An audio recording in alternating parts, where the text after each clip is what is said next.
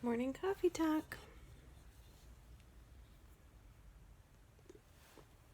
I want to talk expectations because I am the queen of failed expectations, which leads to disappointment and sadness.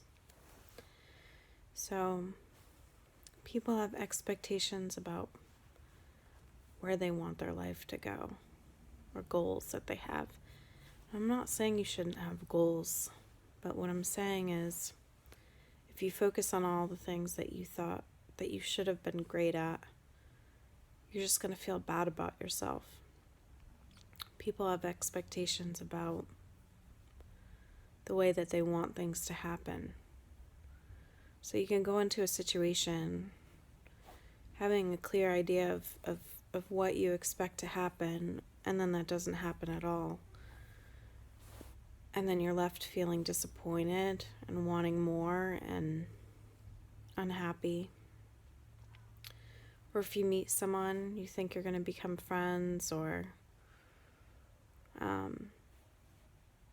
actually I do that all the time. I meet people and they're really cool, and I'm like thinking in my mind, hey, this person's going to become my friend. It's going to be awesome. We're going to do all this stuff. And then for whatever reason, it doesn't pan out. And then I'm left feeling disappointed. Plus, I think it's a little bit, I don't want to say crazy, but it's a little bit like weird to immediately have that expectation when you meet someone. But that's just me because I'm really friendly. I think the biggest expectation that people have is relationships with other people. And this has been my one downfall, I guess, is that I'm willing to invest so much of myself in other people, and then when they don't reciprocate that, or if they just have a different personality than me and don't express themselves like I do, it just makes me sad. It makes me feel like I'm left wanting. So one of the biggest things that I've had to learn is that I can't be in a relationship with somebody expecting things from them. Frankly, some people just can't give you what you want. They're not capable. So instead of looking at what it is that I want from somebody or how I want our relationship to be, now I just look at who they are as a person and what positive qualities that they have that can be brought into my life. So I'll give you an example. I have this person in my life who I desperately wanted. I wanted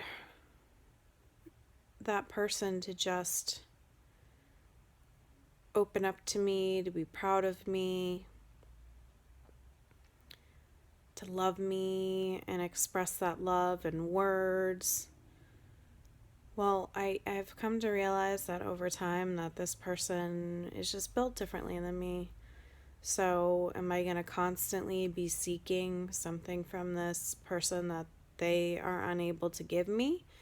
Or am I going to rethink the relationship for what it is, realize I'm not going to get what it is that I want, stop seeking that because all I'm doing is hurting myself, and view it for what it is and what that person is able to give me. So now when I look at that person, I think in my mind, what are the positive things that we have between each other? What are the positive things that that person is able to give me? And it's been better for me because although it's hard for me to be emotionally closed off from people, that's not who I am. I feel like it's not genuine to do that because I'm not built that way. But if I'm able to kind of realize that my expectations won't be met, rather, this person is giving me love the way that they know how to give love, the way that they communicate, then that's allowing me to have that kind of relationship with that person, even though it's not what I want and it's hard for me to hold back. Ultimately, I'm happier because I'm not constantly disappointing myself. Because that's what happens when you have all these expectations of all these things that you want to happen, or relationships with people. If you put yourself into that expectation and it's not met, you're just going to keep hurting yourself. You're going to feel sadness. So you definitely should have goals. And if you're in unhealthy relationships, you should get out of them. But if you have someone in your life and you know that they love you and they don't treat you badly, try to look at what it is that they do bring to the table and don't be considering anything else.